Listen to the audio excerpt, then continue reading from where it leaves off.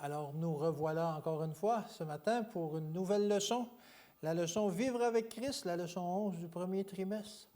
On est content que vous soyez avec nous pour partager ces moments. Tout d'abord, j'aimerais vous présenter ceux qui vont m'assister dans cette leçon. On a Tatiana. Bonjour, Tatiana. Bonjour, mon frère. Ça va bien? Oui. Et Angie. Bonjour, Angie. Bonjour, Alain. Ça va bien? Oui, ça va bien. Alors, on est heureux de partager ce moment avec nos auditeurs. Heureux. Et vous, Heureux. ça va bien? Eh oui, mais oui, mais oui. Lorsque l'on parle de Christ, lorsque l'on parle de Dieu, ça va bien. Amen. Et ce matin, on parle d'une leçon. Cette leçon, c'est Vivre avec Christ. Ça m'a rappelé un cantique dans notre hymne et louange, le 222, c'est Mort avec Christ. Mais ça va un peu dans le même sens. Je vous en chante un petit bout, pas trop long. Mort avec Christ d'une mort volontaire, je vis au ciel déjà sur cette terre. Alors, on a déjà ce passeport pour aller au ciel lorsque l'on meurt avec Christ ou que l'on vit avec Christ. Mais avant de commencer cette leçon, on doit prier pour demander au Saint-Esprit d'être avec nous. Tu veux prier pour nous? Oui, bien sûr. Prions. Merci, Seigneur, pour cette journée d'aujourd'hui. On veut partager l'apprentissage de cette semaine de vivre avec toi.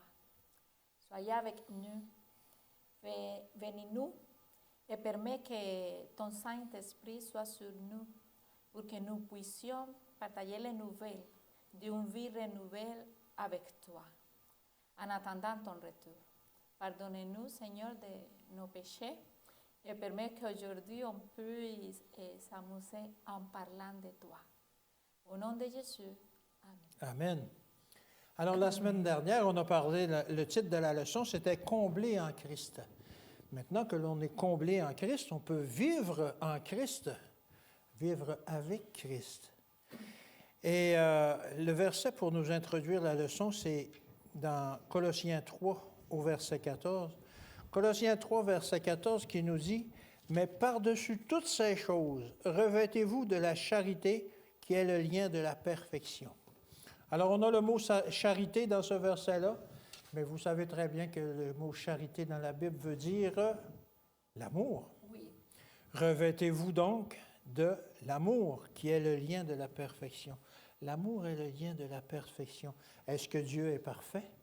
Oui. Parce qu'il est amour. Parce qu'il est amour, effectivement. Et il nous exhorte, il nous incite à cette perfection-là en distribuant son amour comme il le fait dans nos cœurs. Mais ça va très loin, cette distribution d'amour-là. Dans Matthieu 5, versets 44 et 45, Matthieu 5, 44-45 nous dit ceci. « Aimez vos ennemis, bénissez ceux qui vous maudissent, faites du bien à ceux qui vous haïssent, afin que vous soyez fils de votre Père qui est dans les cieux, car il fait lever son soleil sur les méchants et sur les bons, et il fait pleuvoir sur les justes et sur les injustes. » Alors, aimez vos ennemis, bénéficiez ceux qui vous maudissent, faites du bien à ceux qui vous haïssent. Ah, c'est tout qu'un défi, ça. Ça ne devient pas naturel. Ça ne vient pas naturellement au cœur de l'homme de justement, lorsqu'on est attaqué, de répondre avec tendresse, avec douceur. On a plus envie de laisser notre moi s'exprimer, mais ce n'est pas ce qu'il faut faire. Et on ne peut pas le faire par nous-mêmes, ces choses-là, de répondre avec douceur. C'est par l'amour que Christ a mis en nous, par son amour qu'il nous a montré. C'est seulement en vivant avec Christ qu'on peut arriver à ces choses-là. C'est seulement en vivant avec Christ chaque jour de notre vie que notre caractère va devenir transformé pour que l'on puisse témoigner justement de cet amour qu'il est venu manifester. Alors, ces choses semblent impossibles à mettre en pratique, et elles le sont d'un point de vue humain. Mais d'un point de vue divin, la capacité est là. Et on en a plein d'exemples dans la Bible, Jésus étant le premier. Lui qui est venu sur cette terre, entouré d'ennemis, qui lui voulaient constamment du mal, et qu'il a toujours répondu avec douceur. Bien entendu, parfois, il s'est impatienté envers les gens qui... mais ce n'était jamais de la colère. C'était juste des réprimandes pour dire, s'il vous plaît, revenez vers moi. Et pour cela, pour arriver à cela, il faut mourir à nous-mêmes, Oui. mettre de côté le moi et vivre avec Christ, vivre en Christ. Alors, au cours de cette semaine, on va découvrir comment une vie en communion avec Christ transforme notre existence. Parce que le chrétien, devenir chrétien, ce n'est pas quelque chose de statique, c'est quelque chose de dynamique, Oui. qui évolue constamment. C'est bien sûr que lorsque l'on est chrétien, lorsque l'on devient chrétien, on arrive avec tous nos problèmes et puis tous nos traits de caractère qu'éventuellement il faut mettre de côté pour laisser transparaître le caractère de Christ. Ça ne se fait pas nécessairement facilement ou rapidement, mais il faut que ça se fasse. Et c'est un processus, ce qu'on appelle la sanctification. C'est un processus dynamique qui fait que parfois, il y a des étapes qui vont être difficiles à passer parce qu'on veut justement garder notre caractère, mais Dieu va nous fournir des occasions, parfois difficiles, pour prendre conscience qu'il faut mettre ces choses-là de côté pour refléter encore une fois le caractère de Christ. Colossiens 3, versets 1 à 4. Colossiens 3, versets 1 à 4. On va explorer un peu ce passage. Alors, on nous disait que c'est ça. Dans Colossiens 3, l'accent est mis à plusieurs reprises sur ce qui est en haut. Colossiens 3, on parle, si vous êtes ressuscité avec Christ, alors on regarde en haut parce que là, c'est Christ est ressuscité. Cherchez les choses d'en haut, où Christ est assis à la droite de Dieu. Affectionnez-vous aux choses d'en haut et non à celles qui sont sur la terre, car vous êtes morts et votre vie est cachée en Christ et Dieu.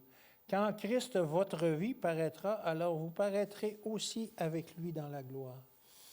Lorsqu'on regarde ce passage-là avec attention, on se rend compte que pour en arriver au verset 4, quand Christ, votre vie, paraîtra, alors vous paraîtrez aussi avec lui dans la gloire, c'est qu'il ne faut pas qu'il reste grand-chose de notre caractère à ce moment-là. Comme Paul nous exhorte dans Colossiens, il faut regarder en haut. On a été ressuscité avec Christ, donc on est assis maintenant à la droite du Père avec lui, par lui. Une chance que c'est par lui, parce que si je serais assis à côté de Dieu, je pense que je serais pulvérisé. Mais Dieu est là, notre avocat, qui nous protège et qui nous permet d'obtenir en nous le caractère de Christ de plus en plus au cours de notre vie. Affectionnez-vous aux choses d'en haut. Lorsqu'on s'affectionne aux choses d'en haut, ça implique qu'il faut complètement délaisser les choses d'en bas.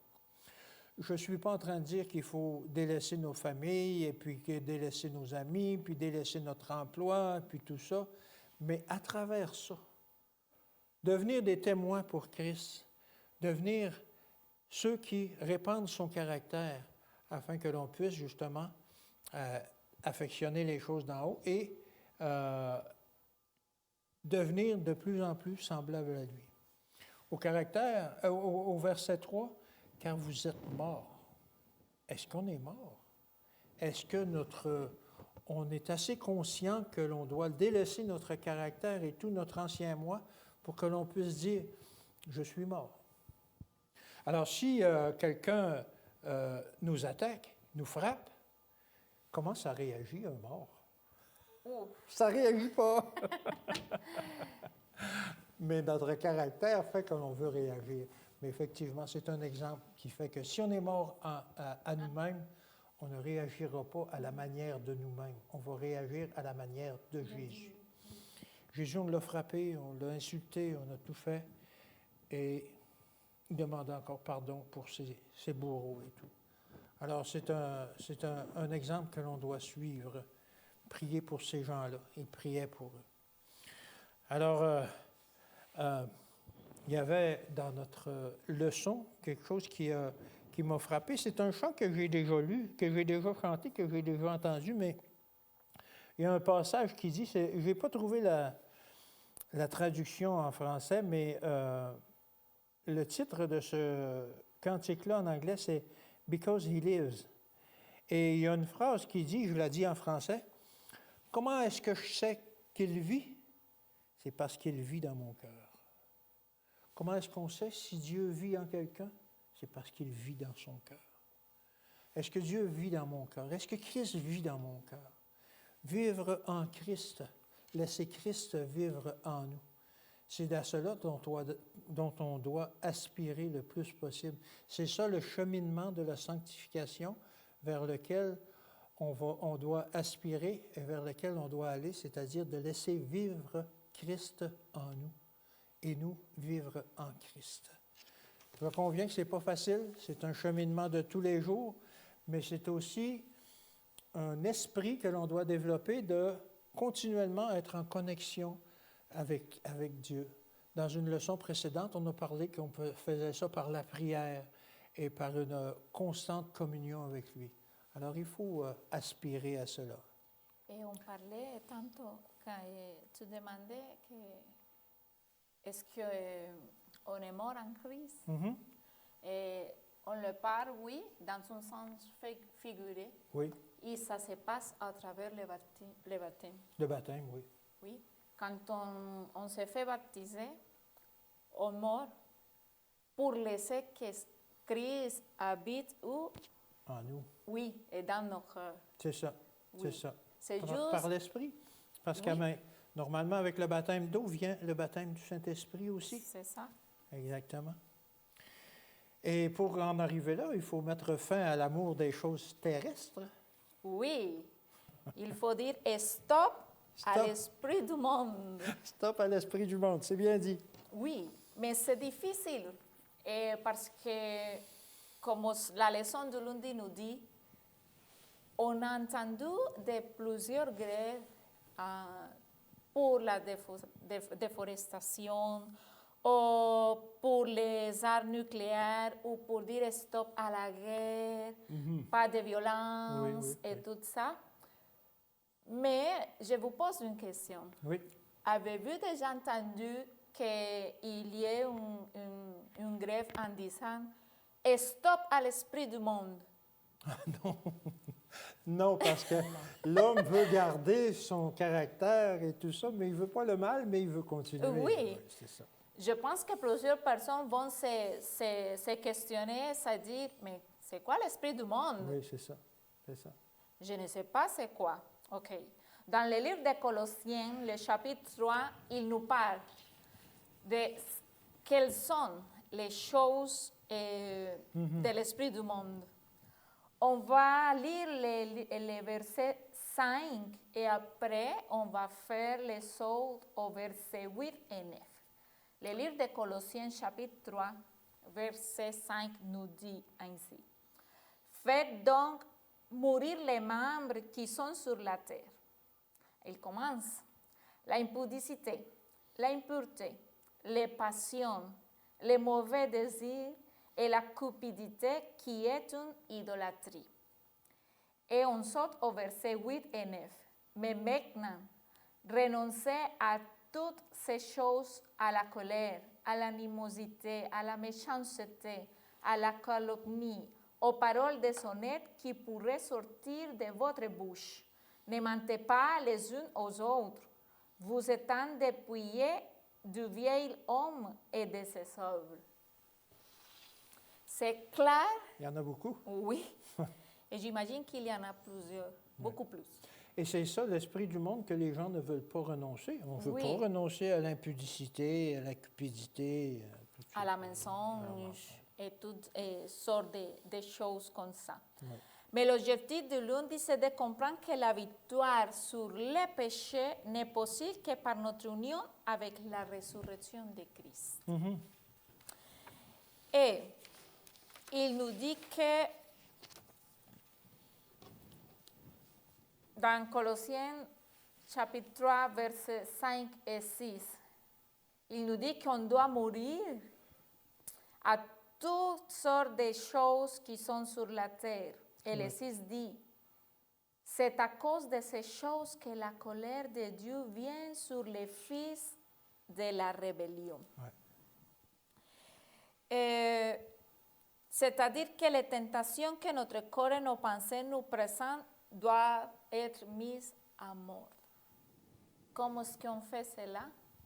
je viens tantôt de le dire, quand on se fait baptiser, il faut qu'on meure à ces choses-là, qu'on les laisse de côté, qu'on laisse que le Saint-Esprit que Jésus-Christ nous donne dans nos nouvelles vies, en vivant avec Christ, il commence à implanter, à installer dans nos corps les nouvelles choses, Ouais.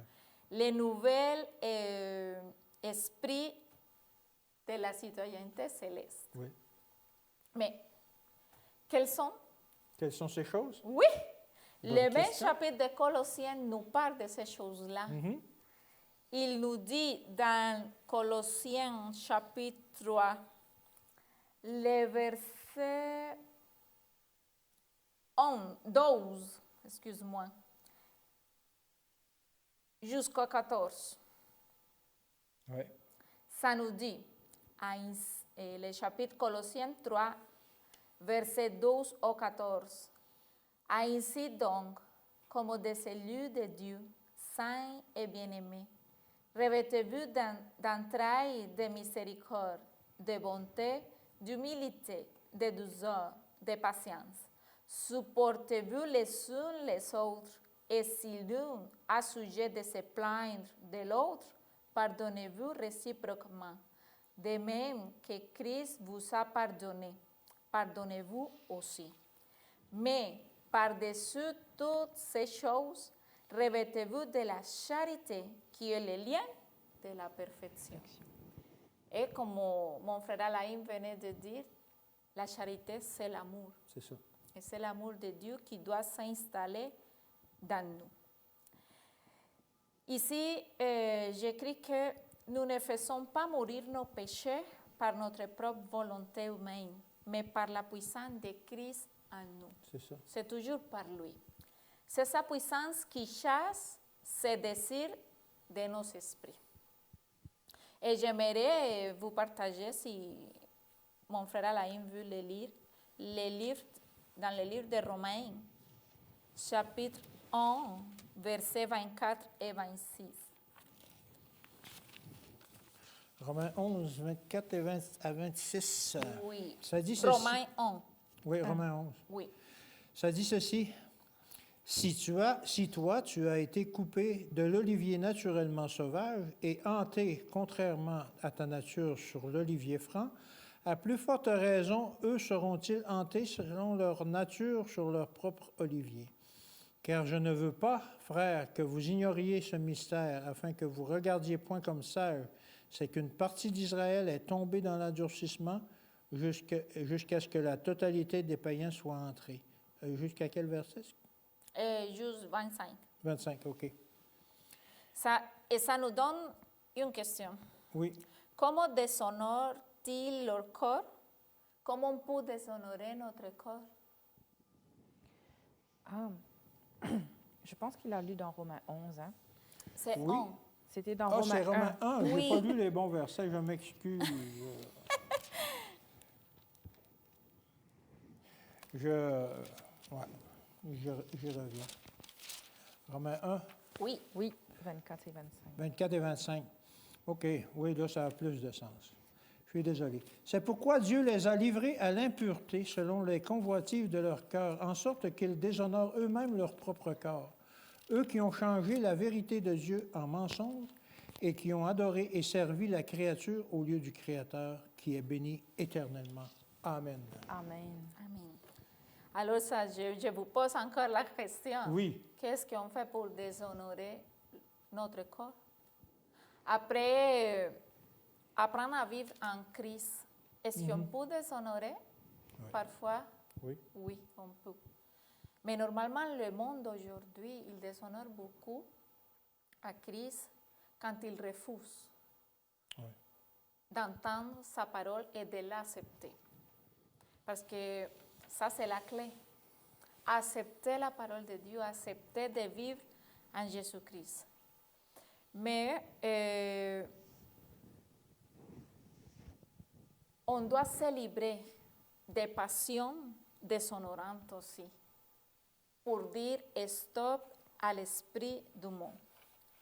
En conclusion, c'est le péché qui déshonore le corps, qui est le temple de l'esprit. Oui, oui.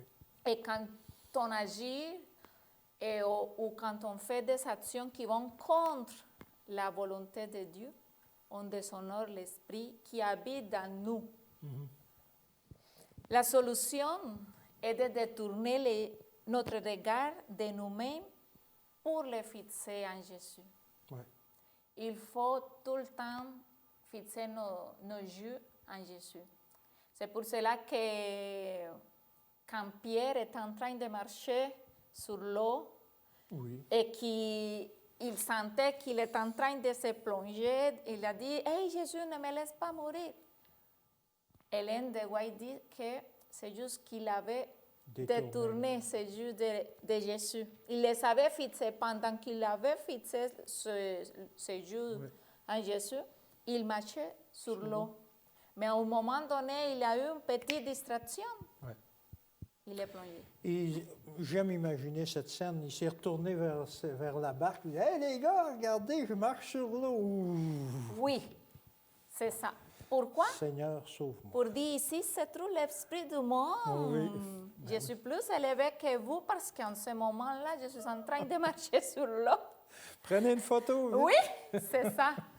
Mais quand il a vécu que ce n'est pas par lui, c'est par Jésus qu'il pouvait marcher sur l'eau. Jésus lui a redonné la main. Oui. Et ils ont marché jusqu'à la barque. C'est ça. Alors nous devons mourir à tout l'esprit du monde qui est décrit dans le livre de Colossiens. Pour donner la place à toutes les bonnes choses que dans le même livre de Colossiens, Dieu nous a préparées pour vivre en paix, pour vivre avec Christ et que notre expérience d'être chrétien soit une belle expérience jusqu'à l'éternité. Amen, amen. Amen. Et pour ça, il faut être renouvelé dans la connaissance. Il le faut, oui, parce que nous devons être ressuscités en Christ pour être comme un être nouveau. Et si nous revenons dans Colossiens 3, le verset 8, je pense que Tatiana l'a lu un peu plus tôt, mais maintenant renoncez à toutes ces choses, à la colère, à l'animosité, à la méchanceté, à la calomnie, aux paroles déshonnêtes qui pourraient sortir de votre bouche. Et c'est un changement radical et clair qu'on doit avoir. Mais le terme « maintenant » en grec est empathique. J'ai essayé de le remplacer, puis ça donne ce résultat.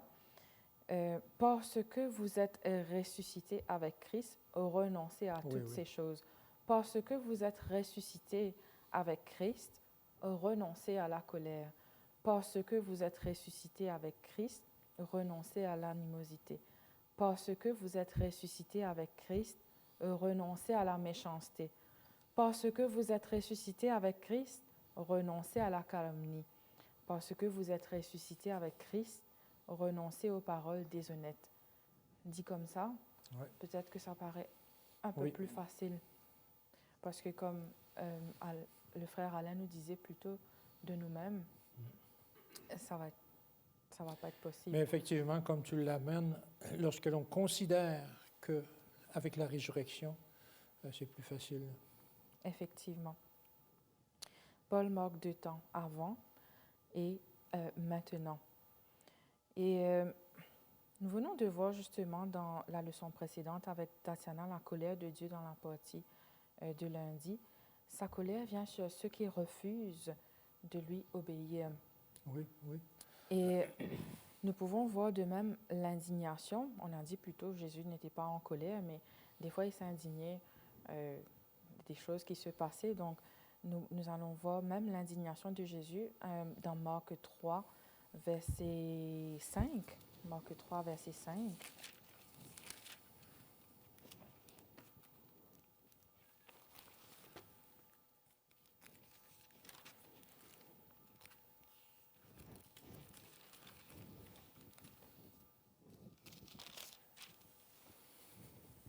Je peux le lire. Oui. Alors, promenant ses regards sur eux avec indignation et en même temps affligé de l'endurcissement de leur cœur, il dit à l'homme, « étends ta main. Il étendit la main et sa main fut guérie. Alors, c'était l'homme avec la main sèche. Oui. Et Jésus était indigné envers les gens qui étaient dans la synagogue alors que l'homme avait la main sèche. Mais est-ce qu'il était là pour se faire guérir ou il voulait tester Jésus?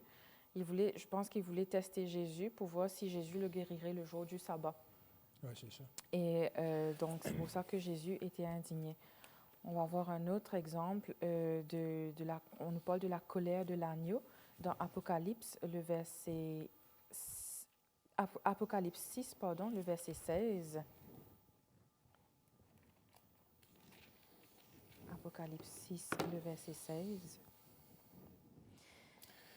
Et il disait aux montagnes et aux rochers, tombez sur nous et cachez-nous devant la face de celui qui est assis sur le trône et devant la colère de l'agneau. Alors, colère terrible. Colère terrible. Alors oui, Dieu est en colère face au péché. Jésus est indigné face au péché. Et on voit même ici dans Apocalypse la colère de l'agneau. Mais qu'est-ce qu'on peut faire pour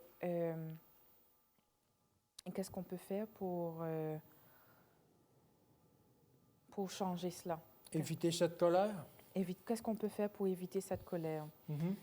Alors, Paul condamne... Excusez.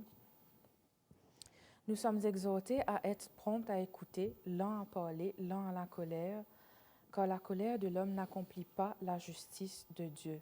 C'est dit dans Jacques 1, le verset 19 et 20.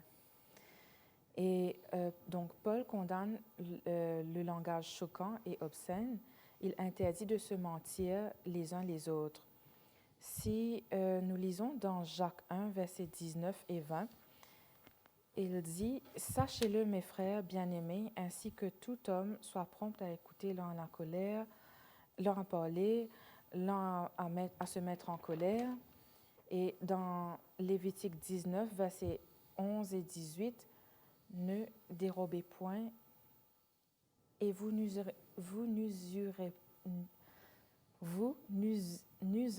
ni de mensonges ni de tromperie les uns envers les autres. » Donc, et il continue dans le verset 18, « Tu ne te vengeras point, tu ne garderas point de rancune contre les enfants de ton peuple, tu aimeras ton prochain comme toi-même, je suis l'Éternel. » Alors, c'est des paroles ici qui nous disent de ne pas avoir de faux témoignages les uns contre les autres, de ne pas avoir de mensonges. Et dans le verset 18, ce qui est intéressant de noter, c'est que la notion d'aimer son prochain revient. Donc, on voit qu'il est cité même dans l'Ancien Testament. Ces choses ont été évoquées par Dieu lui-même. Et que veut dire Paul par l'ancien homme? Quand Paul dit que cet ancien homme, ce vieil homme qui se corrompt par les convoitises trompeuses, qu'est-ce qu'il veut dire quand il dit que ce vieil homme doit se d'être mort. C'est celui qui est supposé d'être mort. Alors, les verbes que Paul emploie dans cette transformation de l'ancien au nouveau font allusion aux vêtements. Si nous allons dans Zacharie 3, le verset 3 et 4, nous allons voir que Josué était couvert de vêtements sales et il se tenait debout devant l'ange. Et qu'est-ce que l'ange lui a dit? L'ange lui a dit, ôtez-lui les vêtements sales. Et il dit à Josué, vois, je t'enlève ton iniquité. Je t'enlève ton iniquité. Donc, c'est comme une transformation pour nous rendre purs, pour nous rendre dignes, parce que nous ne le sommes pas. Mais c'est faire mourir cette personne qui est dépendante d'elle-même, sale, avec tout ce qu'il y a de mauvais, tout ce qui a été mentionné, l'animosité, etc. Et on lui enlève son iniquité. Donc, quand on se laisse... Son péché. Quand on se laisse mourir, on se laisse transformer. Et il y a un verset que j'aime bien qui est mentionné ici, comme c'est une métaphore, ça décrit bien la conversion. ça mentionne une nouvelle créature. Ça se trouve dans 2 Corinthiens 5, verset 17. Alors ça dit, si quelqu'un est en Christ, il est une nouvelle créature. Les choses anciennes sont passées. Voici, toutes choses sont devenues nouvelles. Alors, si on avait des habitudes, il faudrait qu'on revoie nos habitudes. Si on faisait certaines choses comme ça, puis que ça ne convient plus dans notre nouvelle vie de conversion, il faudrait le transformer. Alors, une nouvelle créature, toutes choses, les choses anciennes sont passées et toutes choses sont devenues nouvelles. On est transformé. Et c'est une image de gloire parce que moi, je vois ça comme quelque chose dans mon imagination, mais c'est quelque chose que tout le monde peut vivre dans sa vie quotidienne parce que, n'oublions pas, oui, on peut se laisser transformer, on prend la décision, on prend le baptême et on se dit volontairement, OK, on va faire mourir le vieil homme en nous, mais on peut recommencer. Ah oui. On peut retomber. Et donc, ce n'est pas seulement une transformation qui arrive une fois, c'est une transformation qui peut arriver plusieurs fois, à chaque fois qu'on reconnaît et qu'on se repent. Et donc, c'est une image que j'ai, donc, que la gloire de Dieu peut intervenir à chaque instant de notre vie pour nous faire devenir une nouvelle créature. Une chance que la gloire de Dieu est là pour nous permettre justement de continuer. Pour nous couvrir. Pour nous couvrir. Et ça nous amène avec un caractère de la vie nouvelle. Oui, c'est quoi la nature de la vie nouvelle? La nature de la vie nouvelle, oui. Et vu que Paul nous parlait des traits négatifs qui disparaissent quand on vient à Christ, il nous parle aussi de toutes les choses positives, comme le fait de passer des ténèbres à la lumière, quand on est mort en Jésus-Christ. Dans le livre de Colossiens, le chapitre 3, le verset 12 au 14, Paul nous décrit quelles sont les choses positives qu'on a dans une vie nouvelle quand on marche avec Christ. Si vous voulez m'aider à le lire. Oui, pas de problème. S'il vous plaît. Colossiens 3, quel verset? 12 à 14. 12 à 14. Alors, on va voir peut-être des choses pas mal différentes de ce qu'on a lu tout à l'heure. Oui. Verset 12. Ainsi donc, comme des élus de Dieu, saints et bien-aimés, revêtez-vous d'entrailles de miséricorde, de bonté, d'humilité, de douceur, de patience. Supportez-vous les uns les autres, et si l'un a sujet de se plaindre de l'autre, pardonnez-vous réciproquement, de même que Christ vous a pardonné, vous aussi. Mais par-dessus toutes ces choses, revêtez-vous de la charité, qui est le lien de la perfection. Ce verset-là qui revient encore. Oui, il revient encore. Mais pourquoi? Parce qu'au moment qu'on est mort en Christ et on commence à vivre avec Christ, ce sont des choses qui doivent vivre avec nous aussi, à nous aussi. C'est ça. Et comme ça fait quelques minutes que mon frère disait, est-ce que si quelqu'un vient te frapper, tu vas tourner l'autre côté? Oui, non. Parce que ça, ce n'est pas la nature de notre vie. Non. Parce qu'on a tendance tout le temps au mal. Ouais. Mais quand on est mort en Christ et on commence à vivre avec Jésus-Christ, on devrait le pratiquer. C'est difficile. Ben oui, oui, c'est difficile. Mais avec Christ, il n'y a rien d'impossible. Mais ici nous dit la leçon du mercredi que, comme Israël, appelé par Dieu à devenir son peuple particulier et à refléter son caractère, ceux qui croient en Jésus sont aussi des élus de Dieu.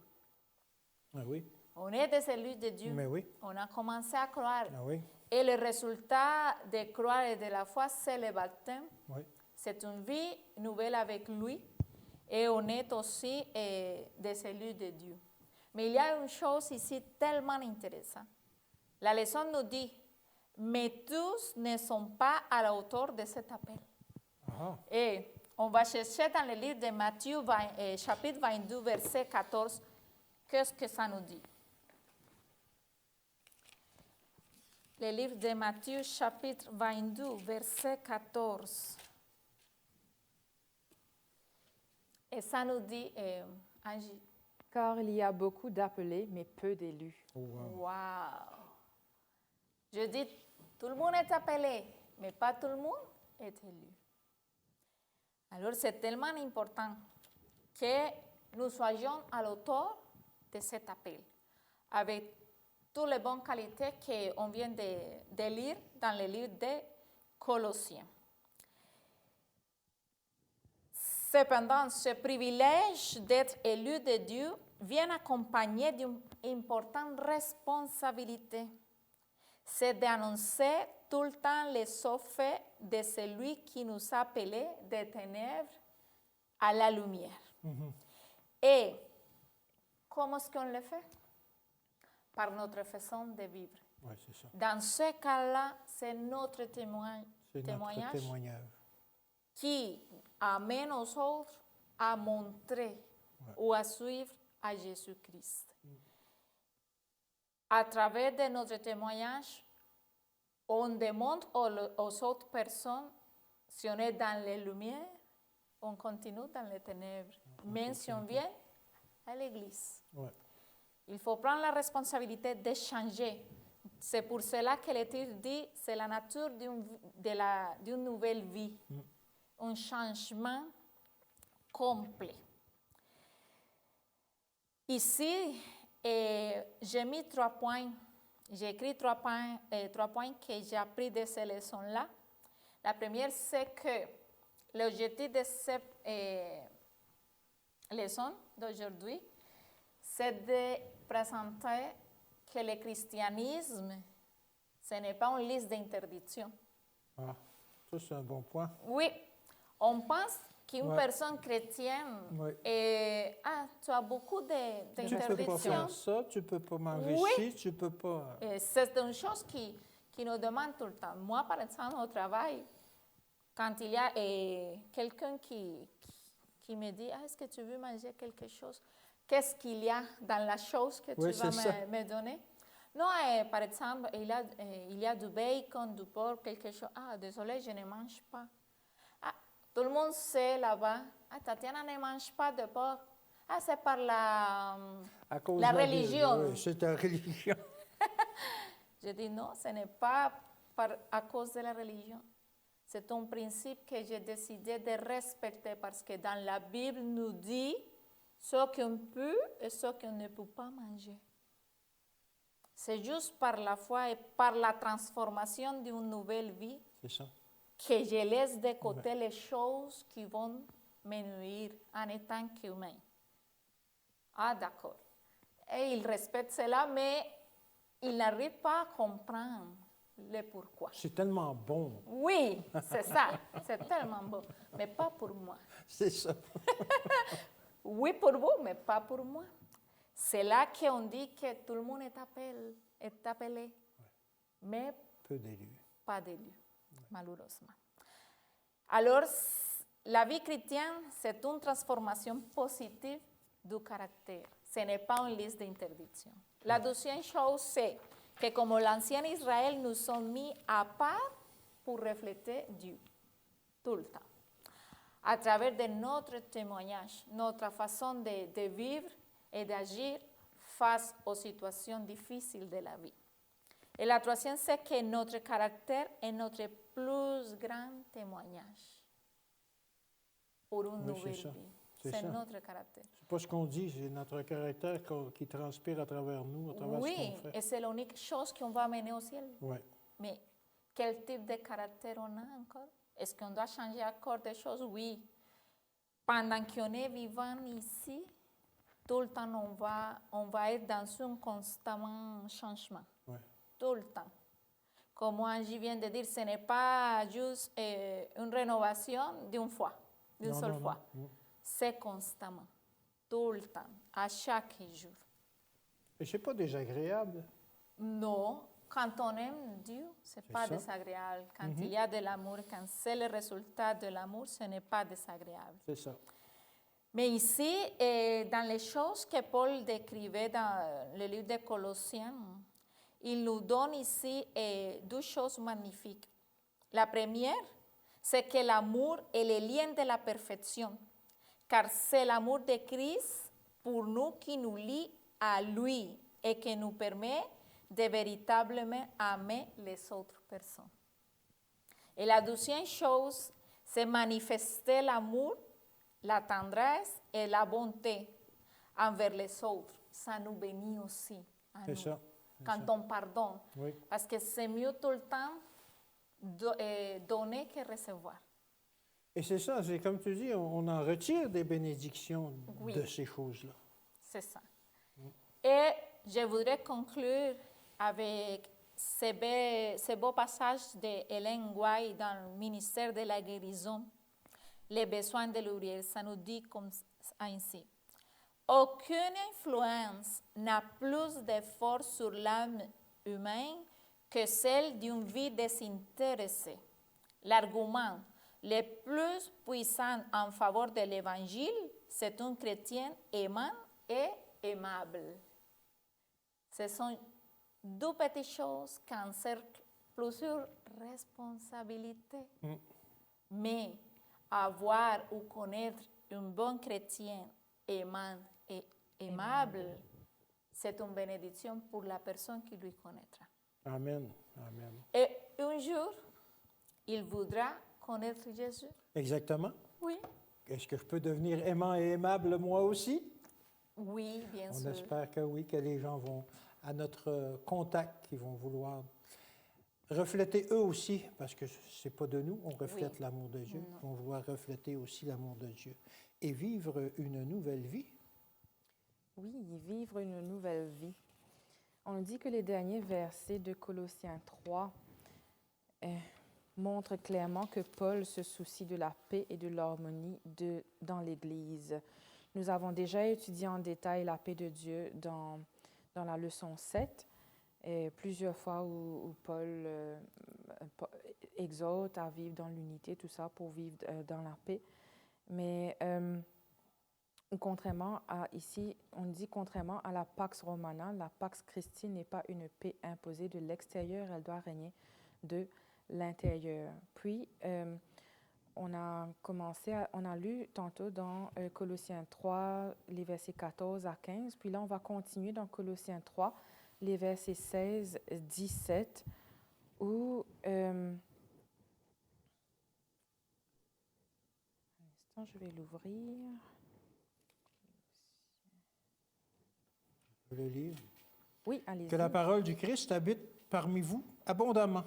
Instruisez-vous et exhortez-vous les uns les autres en toute sagesse par des psaumes, par des hymnes, par des cantiques spirituels, chantant à Dieu dans vos cœurs sous l'inspiration de la grâce.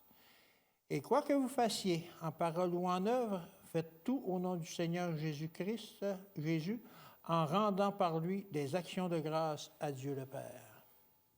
Et merci Alain. Alors là, quand on s'est laissé transformer par Jésus, on a laissé notre vie ancienne derrière, qu'est-ce qu'on est appelé à faire? Qu'est-ce que Paul nous dit ici? Donc, de s'instruire les uns les autres en toute sagesse, par des psaumes, des hymnes, par des cantiques spirituels, des chants à Dieu dans notre cœur. Et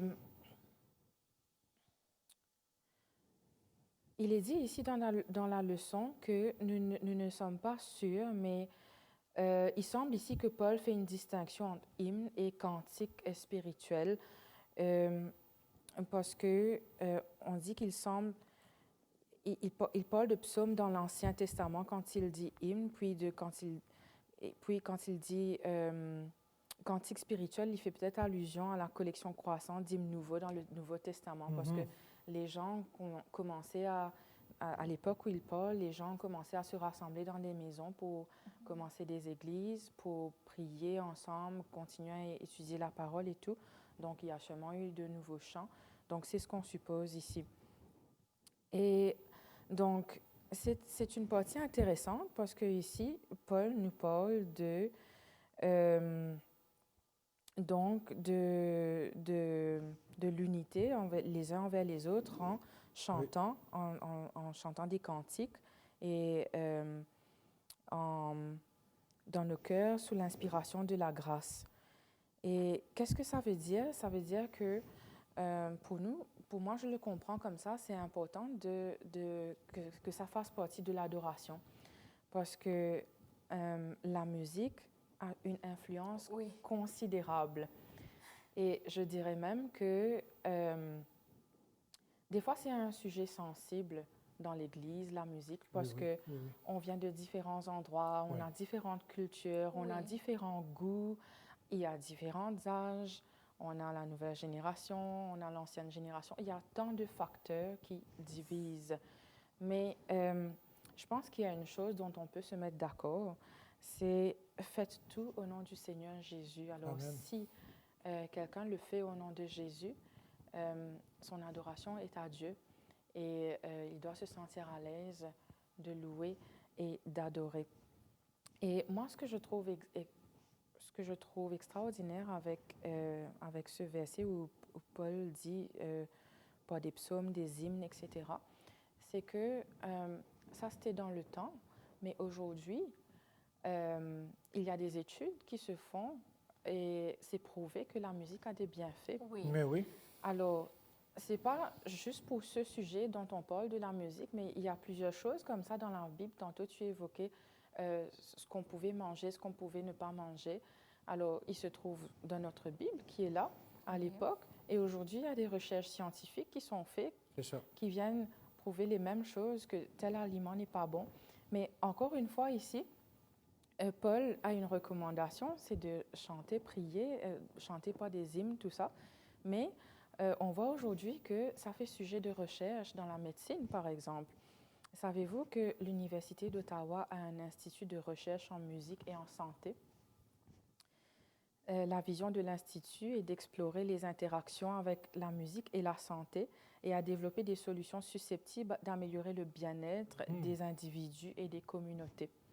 Alors, j'ai lu ça sur le site de l'université. Il y a la doyenne de la Faculté des sciences et de la santé, Lucie Thibault, qui dit que la musique a un impact direct sur notre santé et notre bien-être. Mais revenons à ce que Paul nous dit. Alors, Paul nous dit ici, les uns les autres, dans le contexte où il le dit, tout le monde est ensemble. Alors, ce qui me fait penser, c'est que c'est important de se rassembler. Donc, c'est pour ça qu'on chante dans l'Église, parce que le chant, là, il ouvre notre cœur. C'est un moment où c'est un peu comme une prière, parce qu'on entre en communication. Puis, il le dit ici, dans vos cœurs, sous l'inspiration de la grâce. Alors, quand on chante aussi, il faut penser aux paroles, à ce qu'on dit. C'est pas juste chanter. Oui, on peut chanter comme ça, mais il faut que le cœur soit là, qu'on pense aux paroles, tout ça. Et j'ai envie de penser un peu plus loin que la musique apaise. La musique apaise, la musique peut faire beaucoup de choses. Des gens l'utilisent dans des thérapies, des fois pour l'anti-stress, etc. Mais je ne sais pas, Tatiana, moi, quand mes enfants étaient tout petits, on connaît ça, hein, les berceuses. Est-ce que tu l'as déjà utilisé, des petites chansons pour faire dormir un bébé? Tu sais, quand ils sont très petits et ils sont pas calmes du tout, là, ça apaise. Hein? Qu'est-ce que ça me fait penser? C'est que le bébé, il est un tout nouveau être humain, il est innocent. Et si la musique fonctionne chez lui, ça veut dire que c'est quelque chose que Dieu nous a donné. C'est un don de Dieu, parce que sinon, ça n'aurait pas eu effet. Alors, on doit le considérer comme un don de Dieu. Et aussi, j'ai voulu pousser la réflexion un petit peu plus loin quand j'ai analysé ce que Paul disait ici. Et quand on regarde la création, par exemple, il y a un rythme. Oui. Dans la musique, on a un rythme. Oui. Dans la création, il y a un rythme. Il y eut un soir, il y eut un matin, ce fut le premier jour, ainsi de suite, deuxième jour, troisième jour. Et puis dans la création, si on regarde par exemple les éléments de la nature, les animaux, ils ont tous un cri, un peut-être cri en do, un en ré, un en mi, hein, et tout ça, ça fait des mélodies. On entend des mélodies dans le vent avec le chant des oiseaux. Oui. Chaque race a son différent cri. Si on prend le temps d'aller dans la nature puis d'écouter ces choses-là, alors oui, ce sont des choses que Dieu nous a données comme cadeau et qu'on doit utiliser, mais l'utiliser non seulement pas seulement personnellement pour nous faire du bien, mais en collectivité dans notre Église pour s'encourager les uns les autres. Alors, je l'ai déjà mentionné, il nous est dit ici, dans le dernier paragraphe, il a été montré cliniquement que la musique classique calme, réduit l'anxiété, optimise les fonctions cérébrales, augmente la relaxation, réduit la douleur et favorise la socialisation. Mais Paul le savait déjà. Hein? C'est ça qui est extraordinaire, parce que c'est Dieu qui inspire justement pour qu'il écrive toutes ces choses. Et quand on fait tout au nom du Seigneur, on sait quoi faire. Parce que si on a des doutes, comment s'y prendre, qu'est-ce qui est bon, qu'est-ce qu'on écoute, qu'est-ce qu'on n'écoute pas, on ne va jamais en finir, mais on remet tout ça au Seigneur, puis on demande au Seigneur de nous aider à faire tout en son nom, afin que nous puissions le louer et l'adorer en toute liberté. Amen. Et on a sorti quelques éléments. On a parlé de nourriture, on parle de musique, tout ça. Des choses qui sont démontrées aujourd'hui, mais que c'était déjà dans la Bible, il fallait seulement l'accepter par la foi. Oui. Et c'est pour le bien de l'homme, c'est pour le bien du chrétien, c'est pour le bien de celui qui met sa vie en Dieu. Alors acceptons-le par la foi, justement. Merci pour ces leçons. Tu veux prier pour nous pour conclure? Recueillons-nous pour prier. Notre Père qui es aux cieux, nous te disons merci encore une fois pour ces leçons que tu nous permets d'apprendre. Nous avons vu ces belles choses que tu nous as montrées à travers cette étude. Nous te demandons de faire que tu puisses nous donner la force et le courage de faire mourir cette vieille nature qui est en nous, cette nature pécheresse, et Seigneur, nous puissions chaque jour veiller et prier à ce que nous puissions vivre en paix, comme des créatures nouvelles dans la résurrection de Jésus. Et que, Seigneur, nous puissions remettre tout entre tes mains afin que tu puisses nous revêtir de ta gloire dans tout ce que nous faisons.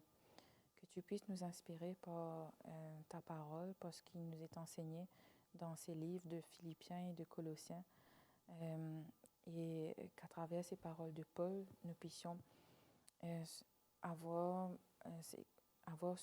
que nous puissions suivre ces consignes afin que nous puissions améliorer notre quotidien, mais aussi que nous puissions le partager aux autres, que nous puissions être là, une lumière là où tu nous places dans notre vie de chaque jour, afin que nous puissions accomplir la mission que tu nous as confiée. C'est dans le nom de Jésus que nous te prions. Amen. Amen. Amen.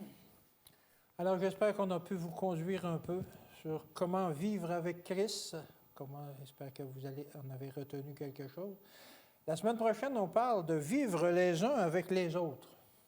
Pas toujours facile, mais on vous donne un rendez-vous, justement, pour qu'on puisse explorer cette nouvelle leçon. Que Dieu vous bénisse et qu'il vous garde cette semaine. Et à la semaine prochaine.